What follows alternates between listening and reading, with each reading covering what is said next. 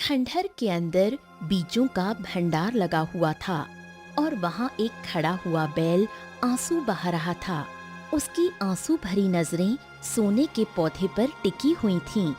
उस पौधे पर हीरे के बड़े बड़े बीज लटक रहे थे। जाओ, सच्चे मनुष्य को जब तुम यहाँ पर लेकर आओगे और वो सच्चा मनुष्य परीक्षा से गुजरेगा, तभी सब कुछ ठीक होगा। जादुई पौधे की बात सुनकर बैल की आंखें भर आईं। वो खंडहर से बाहर चला गया और जंगल की गहराइयों में खो गया। इस घटना के कुछ समय बाद केशव नगर के सुंदर घने जंगलों के बीच बिलासपुर गांव बसा हुआ था। वहाँ राम और बलराम नाम के दो भाई रहते थे। बलराम भैया, ओ बलराम भैया, बलराम भैया, आपके पिताजी की तबीयत अचानक से बिगड़ गई है। जल्दी घर चलिए, चलिए। अरे ये क्या कह रहे हो तुम? चलो। बलराम अपने छोटे भाई राम के साथ दौड़ता हुआ घर जा पहुंचा। वहां उनके बूढ़े पिताजी चारपाई पर बैठे थे और पास ही वैद्य बैठे हुए थे। हाँ बलराम, तुम्हारे पिताजी के शरीर के अंदर बीमारी ने पूरी तरह से घर कर लिया है, जिसका कोई इलाज नहीं है। चलो भाई, राम राम। इतना कहकर वैद्य वहां से चला गया। देखो बलराम,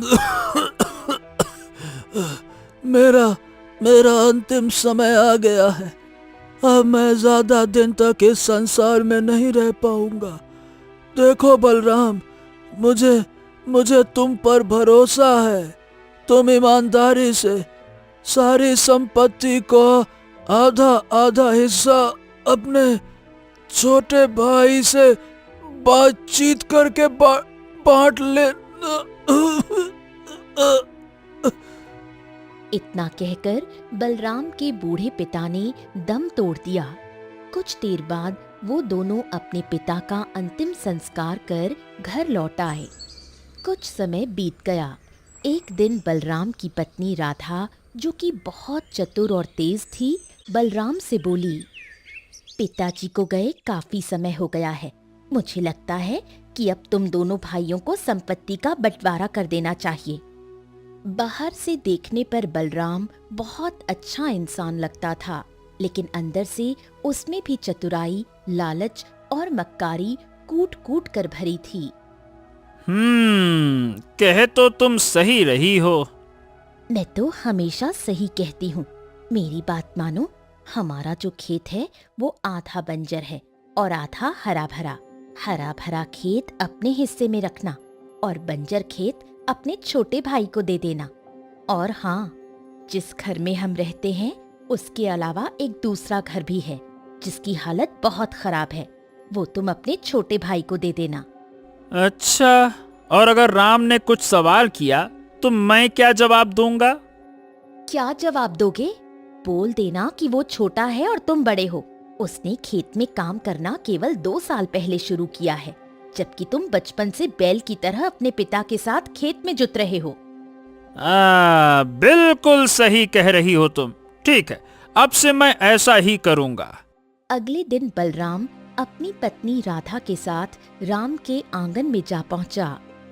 हाँ, तो देखो छोटे भाई, पिताजी तो अब रहे नहीं, इसीलिए अब हम दोनों को संपत्ति का बंटवारा कर लेना चाहिए। लेकिन भैया, मैं तो आपके साथ ही रहना चाहता हूँ। अरे अरे छोटे, ये सब बातें कुछ समय के लिए अच्छी लगती हैं। देखो, हमें अभी से अपने भविष्य के बारे में सोचना चाहिए, है ना? हाँ, ठीक है भैया, जैसी आपकी मर्जी, बताइए। हाँ, तो फिर मेरी बात ध्यान से सुनो। देखो, हमारा खेत आधा उपजाऊ है और आधा बंजर। उपजाऊ जमीन का हिस्सा मैं रखूंगा, क्योंकि भाई मैं बचपन से ही पिताजी के साथ मेहनत करता आया हूं, खेती करता आया हूं, जबकि तुम केवल 2 वर्ष से खेत में हाथ बटा रहे हो। और हमारे 2 घर हैं, एक ये है और दूसरा घर। उसमें तुम अपनी पत्नी के साथ रहोगे, क्योंकि इस घर पर मैंने काफी खर्चा किया है, इसीलिए मैं यहाँ रहूंगा। ठीक है? ये सुनकर राम चौंक गया। तभी उसकी पत्नी गौरी गुस्से से बोली, ये तो सरासर अन्याय है।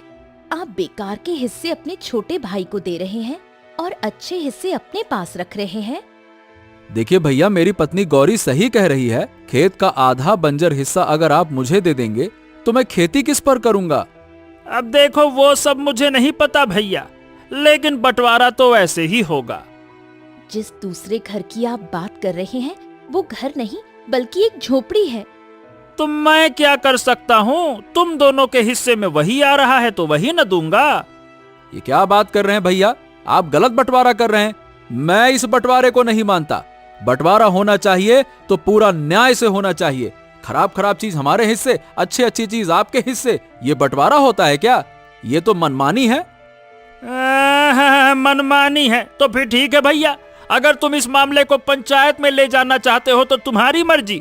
इस गांव का मुखिया मेरा दोस्त है, वो भी मेरी ही बात मानेगा। समझ गए?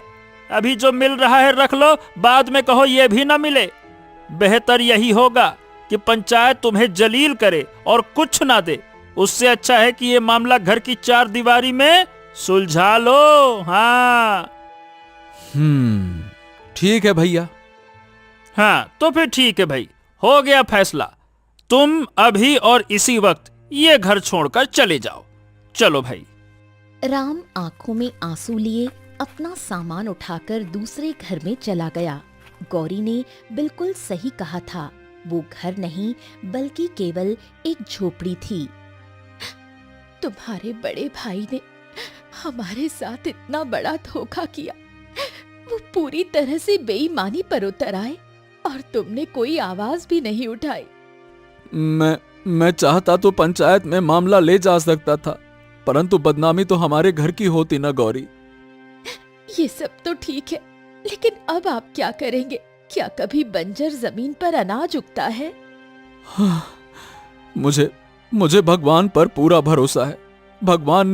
भगवान ने मुझे 2 परिश्रमी हाथ दिए हैं।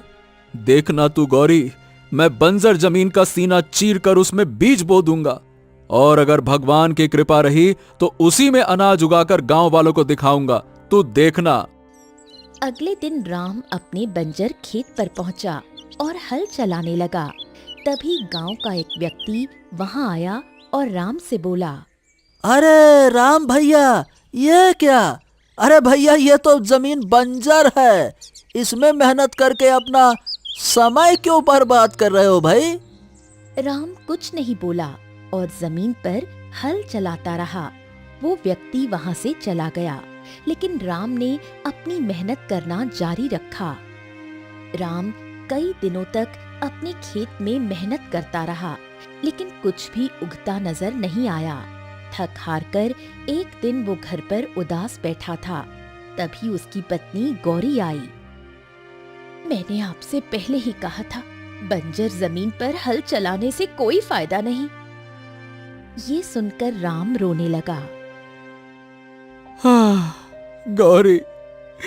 गौरी, काश मेरे पास एक बैल होता तो मैं इसी बंजर जमीन पर अनाज उगाकर दिखा देता, लेकिन मैं करूं तो क्या करूं? अरे मेरा बदन टूट रहा है मेहनत कर करके। यह बंजर जमीन है, मेरा शरीर दोपहर के बाद साथ छोड़ देता है। अब नहीं होता मुझसे, नहीं होता।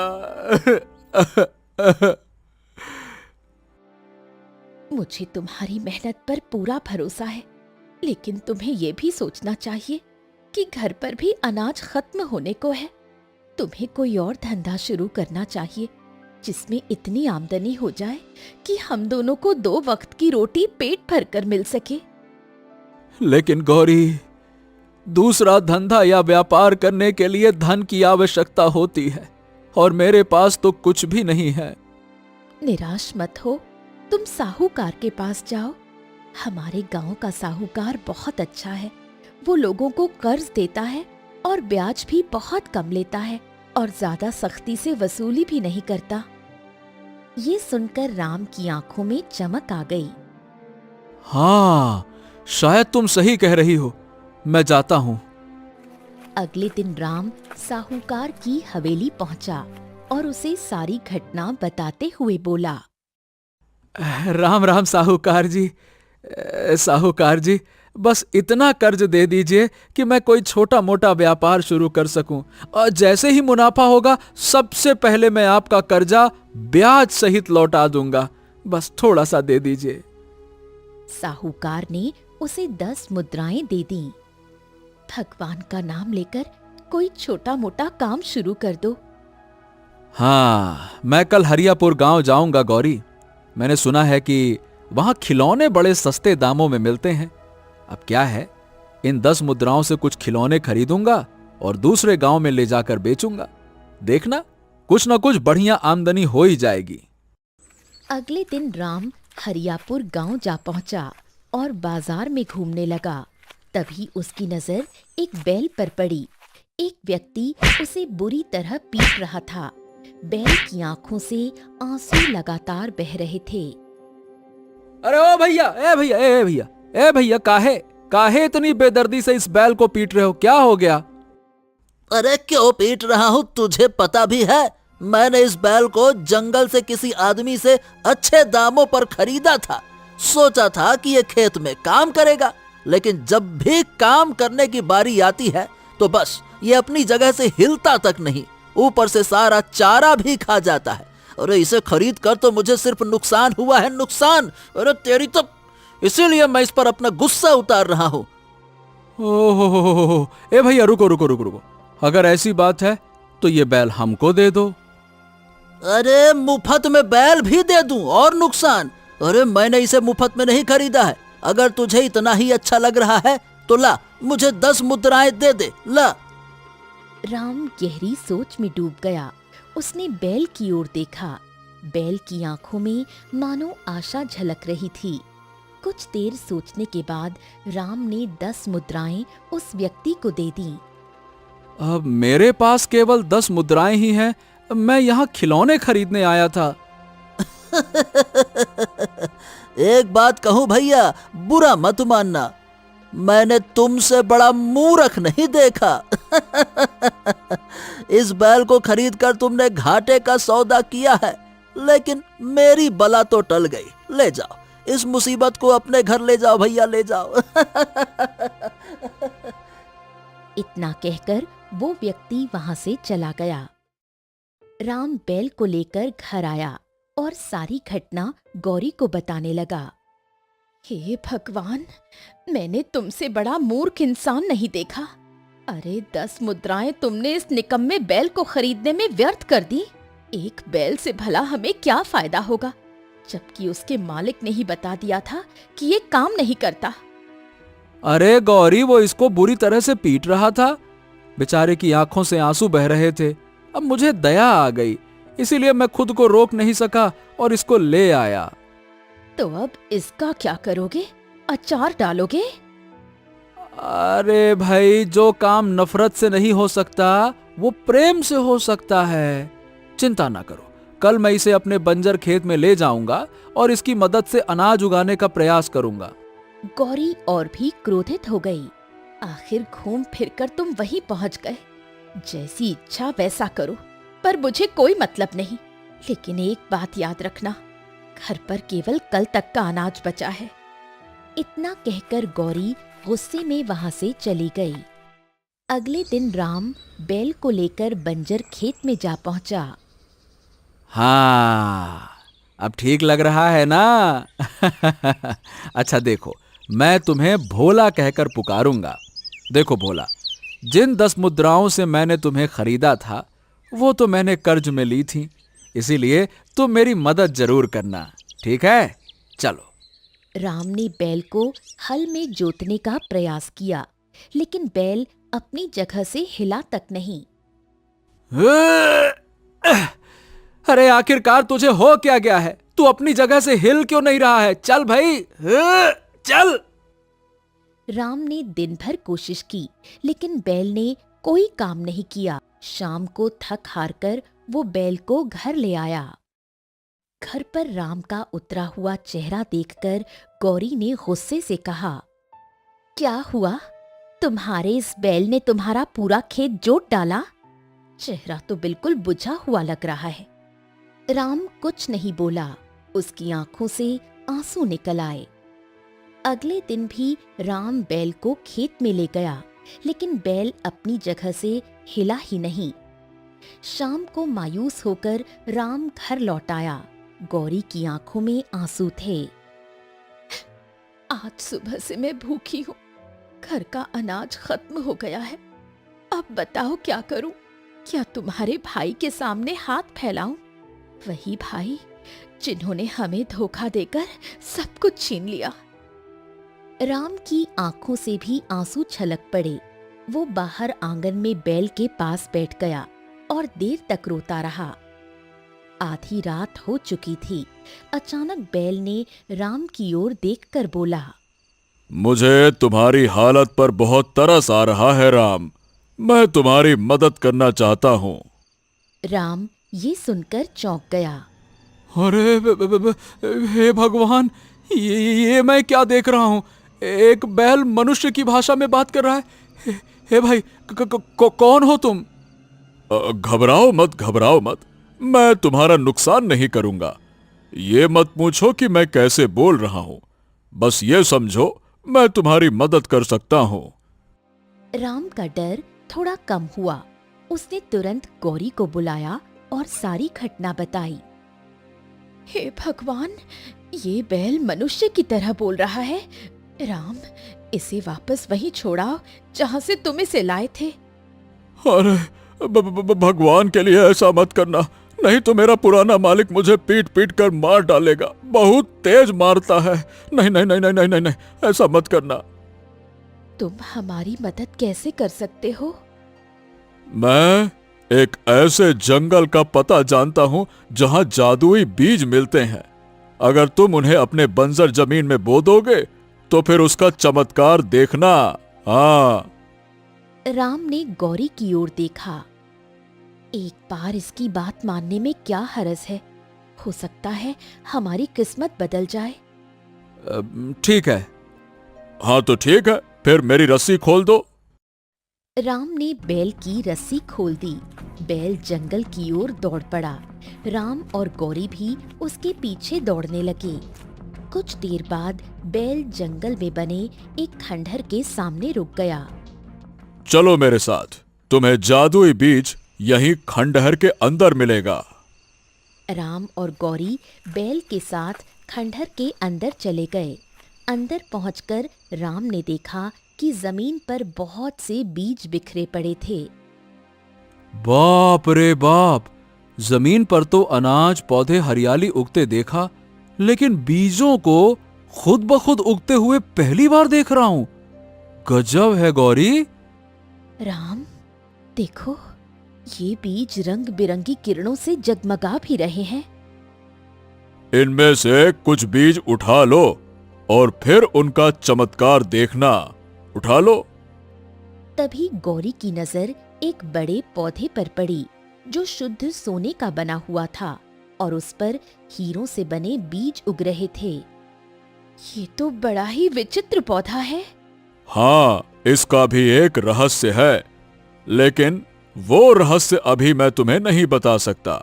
सही समय आने पर सब बताऊंगा।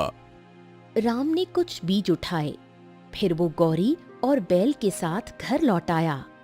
अब तुम आज रात ही इन बीजों को अपने बंजर जमीन पर बो दो। राम, गौरी और बैल खेत में पहुंचे। राम ने उन बीजों को अपनी जमीन में बो दिया। अब घर चलो, सुबह इसका चमत्कार देखना। राम, गौरी और बैल घर लौट आए। अगली सुबह राम और गौरी खेत पहुंचे। सामने का दृश्य देखकर दोनों की आंखें आश्चर्य से फैल गईं। पूरा खेत हरे भरे पौधों और लहलहाती फसल से भर चुका था। अरे गौरी, गौरी, हमारा बंजर खेत तो हरा भरा हो गया। राम, इसका मतलब बैल सही कह रहा था। मुझे माफ कर दो। जब तुम बैल को लेकर आए थे तो मैंने तुम्हें बहुत बुरा भला कहा। देखो गौरी, ये फसल तो पूरी तरह से पक चुकी है। चलो इसको काट लेते हैं और बेच देते हैं। राम और गौरी ने मिलकर मेहनत से फसल काटनी शुरू कर दी। इसी दौरान राम का बड़ा भाई बलराम वहां आ गया। सामने अचानक फसल लहलहाते देख वो चौंक पड़ा। ए राम, ये क्या है भाई? गजब! कल तक तो ये खेत बंजर था और आज इस पर लहलहाती फसल खड़ी है। कैसे भैया, कैसे हो गया रे छोटू ये? राम कुछ कहने ही वाला था कि गौरी ने तुरंत उसे रोक दिया। ये सब ईश्वर की कृपा है जेठ जी। राम ने फसल को अच्छे दामों पर बेचा और बहुत सारा धन गौरी के हाथों पर रख दिया। गौरी ये देखकर प्रसन्न हो गई। राम, पूरे गांव में हंगामा मच गया है। किसी को विश्वास ही नहीं हो रहा कि एक ही रात में खेत में फसल उगाई। हाँ, जब बड़े भैया पूछ रहे थे तो मैं सच बताने ही वाला था। अपने बड़े भाई को इस जादुई बैल के बारे में मत बताना, नहीं तो वो भी इसे छीनने का प्रयास करेंगे। शायद तुम सही कह रही हो गौरी। समय इसी तरह बीतने लगा। अब राम हर माह बैल के साथ जादुई जंगल जाता, वहां से जादुई बीज लाता और अपनी बंजर जमीन पर बो देता। अगले ही दिन उसके खेत में लहलहाती फसल खड़ी हो जाती। देखते ही देखते राम के दिन बदल गए और वो धनवान हो गया। यही बात उसके बड़े भाई बलराम को बिल्कुल पसंद नहीं आई। अरे, मेरी तो समझ में नहीं आ रहा कि आखिरकार ये हो क्या रहा है। बंजर जमीन पर राम कैसे एक ही रात में अनाज उगा सकता है? ये क्या चक्कर है भाई? मुझे लगता है तुम्हारे छोटे भाई के हाथ कोई जादुई शक्ति लग गई है। तुम्हें उस पर नजर रखनी चाहिए। अगर उसके पास सच में कोई चमत्कारिक वस्तु है तो वो हमारे पास होनी चाहिए। सही कह रही हो तुम। आज से मैं राम पर गहरी नजर रखूंगा। एक दिन अचानक गौरी की तबीयत बुरी तरह खराब हो गई। राम उसे लेकर एक वैद्य के पास गया। तुम्हारी पत्नी राम बहुत गंभीर बीमारी से जूझ रही है। देखो, माफ करना, लेकिन इसका इलाज इस संसार में नहीं है। अब समझ के चलो कि बस वो कुछ ही दिनों की मेहमान है। क्या? ऐसी बातें मत करिए वैद्य जी, ऐसा मत कहिए। शांत हो जाओ, शांत हो जाओ। मेरे हाथ में कुछ नहीं है। तुम अपनी पत्नी को घर ले जाओ, है ना? हाँ। राम टूटा हुआ मन लिए गौरी को वापस घर ले आया और बाहर बैठकर फूट फूट कर रोने लगा। तभी बैल वहां आ गया। क्यों रो रहे हो राम? राम ने सारी घटना बैल को बता दी। ओह, लगता है कि परीक्षा का समय आ गया है। कैसी परीक्षा? कुछ देर बाद पता चल जाएगा। अपनी पत्नी को साथ लेकर मेरे साथ जंगल चलो। हाँ, जंगल? लेकिन वहां तो जादुई बीज हैं। हाँ, उन जादुई बीजों में से एक बीज ऐसा भी है जिसे यदि किसी रोगी को खिलाया जाए तो वो पूरी तरह से स्वस्थ हो जाता है। क्या तुम सच कह रहे हो? हाँ, मैं सच कह रहा हूँ। चलो मेरे साथ। राम अपनी पत्नी गौरी को लेकर बैल के साथ जंगल की ओर चल पड़ा, मगर उसे पता नहीं था कि ये सब दृश्य उसका बड़ा भाई बलराम दूर से देख रहा है। बलराम तुरंत भागता हुआ अपनी पत्नी राधा के पास जा पहुंचा और सारी घटना उसे बता दी। इसका मतलब अब तक जो कुछ भी चमत्कार हो रहा था वो सब जादुई बीजों की वजह से था। चलो, हम दोनों उनका पीछा करते हैं। बलराम और राधा चुपके चुपके राम और बैल का पीछा करने लगे। कुछ देर बाद राम और गौरी खंडहर के अंदर पहुंचे। वहां पर विशेष प्रकार के बीज उग रहे थे। वो वहां देखो राम, तुम्हें वो पौधा दिख रहा है ना? हाँ। अरे, ये तो सोने का पौधा है जिस पर हीरों के बीज लगे हुए हैं। हाँ, उसे ध्यान से देखो। उस हीरो के बीच तुम्हें एक साधारण बीज दिखाई देगा।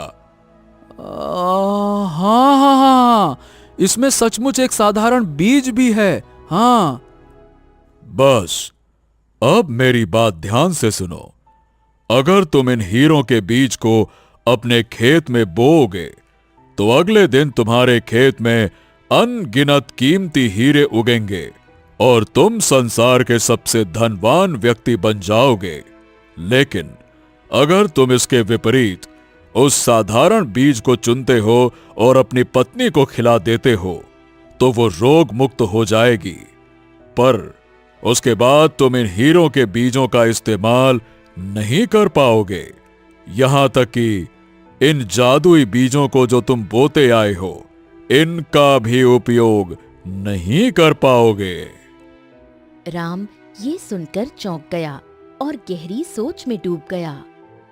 हाँ, जब मेरी पत्नी ही नहीं रहेगी तो ढेर सारा धन, अनाज, वैभव, दौलत, ये सब मेरे किस काम का? मैं क्या करूंगा? नहीं नहीं नहीं, मैं अपनी पत्नी को स्वस्थ देखना चाहता हूं, बस।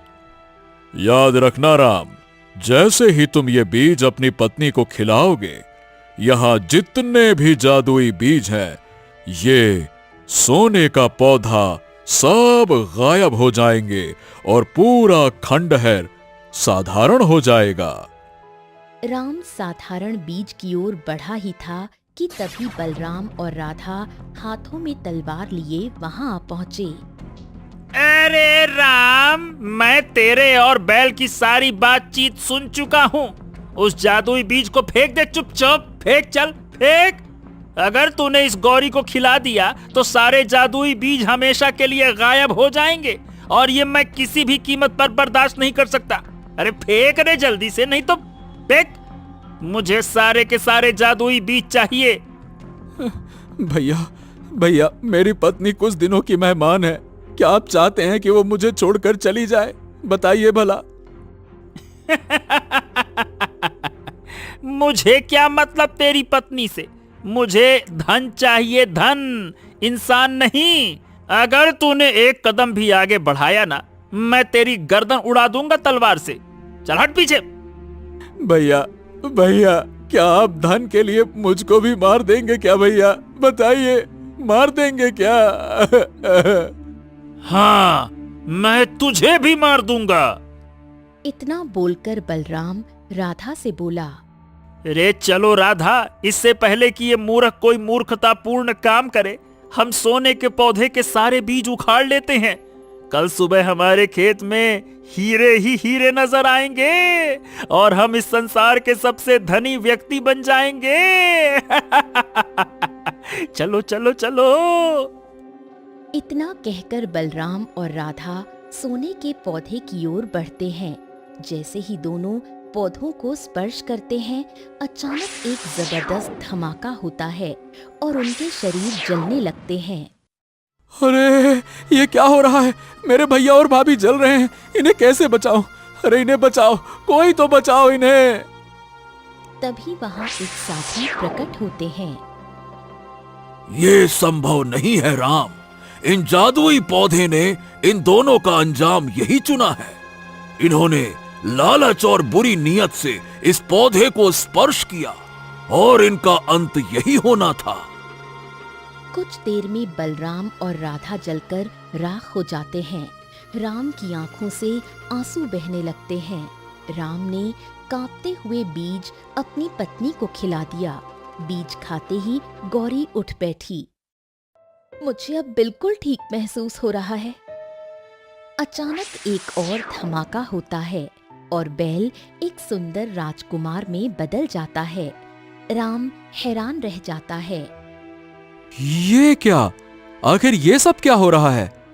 कुछ समय पहले मैंने तपस्या करके बड़ी मुश्किल से इन जादुई बीजों को इस जंगल में उगाया था। मेरा उद्देश्य था कि इन बीजों के जरिए मानवता की भलाई की जा सके, सूखाग्रस्त इलाकों की मदद हो सके।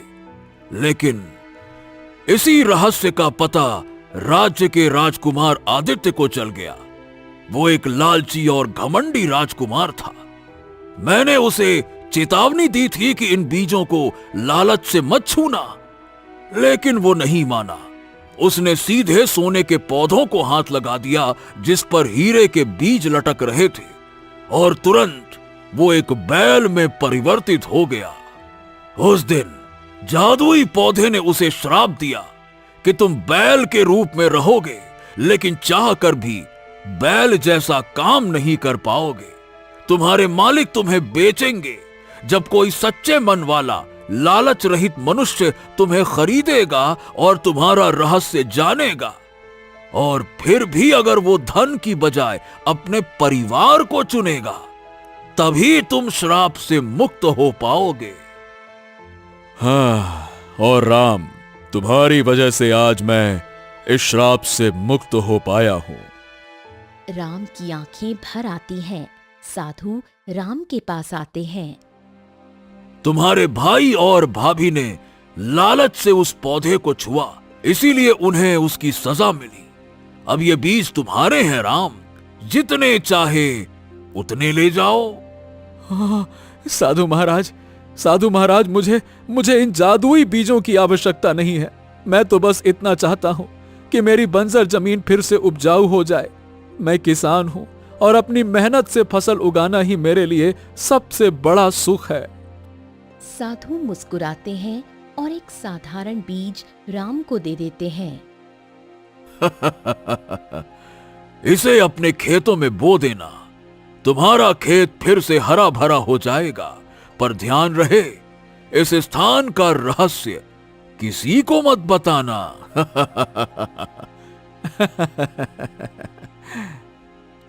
राम मुस्कुराते हुए अपनी गौरी का हाथ थामकर बाहर निकल गया। राजकुमार आदित्य साधु से आशीर्वाद लेकर अपने राज्य की ओर लौट गया।